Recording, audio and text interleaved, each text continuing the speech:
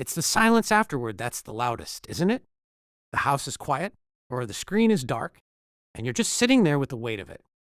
Again, there's a specific kind of exhaustion that comes from fighting a war with yourself and losing.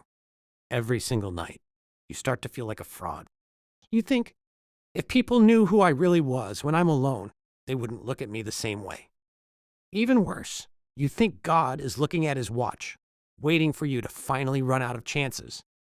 But I want to challenge that thought. If you hate the sin, it means your heart is still alive. The most dangerous place to be isn't struggling, it's settling. If you're frustrated, it's because the Spirit of God inside you is rejecting that behavior like a body rejects a virus.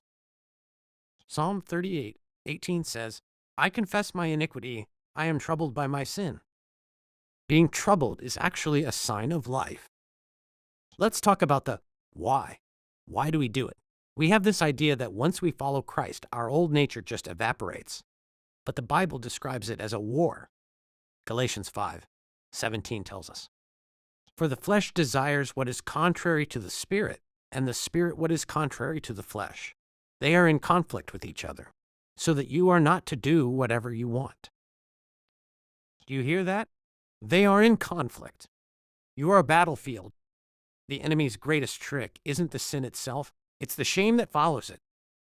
Guilt says, I did something bad. Guilt leads to repentance.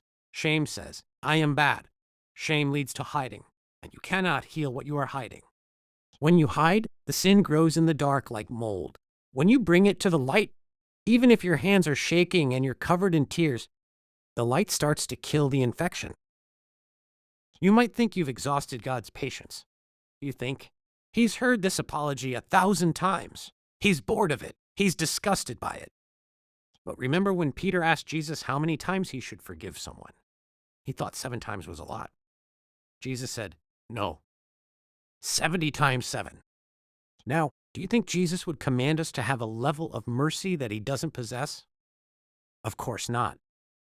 His mercy isn't a cup that runs dry. It's an ocean that has no floor. Lamentations 3:22-23 promises. Because of the Lord's great love, we are not consumed, for his compassions never fail. They are new every morning. Great is your faithfulness.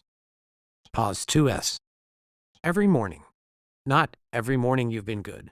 Every morning, the sun doesn't check your track record before it rises, and neither does his grace. So, what do we do today? First, we stop trying to white-knuckle our way to holiness. You can't fix a broken soul with the same willpower that broke it. You need to trade your willpower for surrender.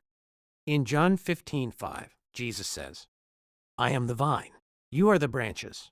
If you remain in me and I in you, you will bear much fruit. Apart from me, you can do nothing. Notice he didn't say, go try harder. He said, remain in me. If you find yourself falling, don't run away from the vine to go clean yourself up. You can't get clean without the vine. You run to him while you're still dirty. You tell him, Lord, I'm here again. I hate this, but I love you. Change my heart because I can't change it myself. Pause 2S. Transformation is usually slow. It's not a lightning bolt, it's a sunrise. One day you'll realize the thing you used to crave doesn't taste the same anymore. Not because you're stronger, but because he has become sweeter. Pause 1.5S. Take a breath. You are loved, not for who you should be, but for who you are, right now, in this moment, in this struggle. Rest in that.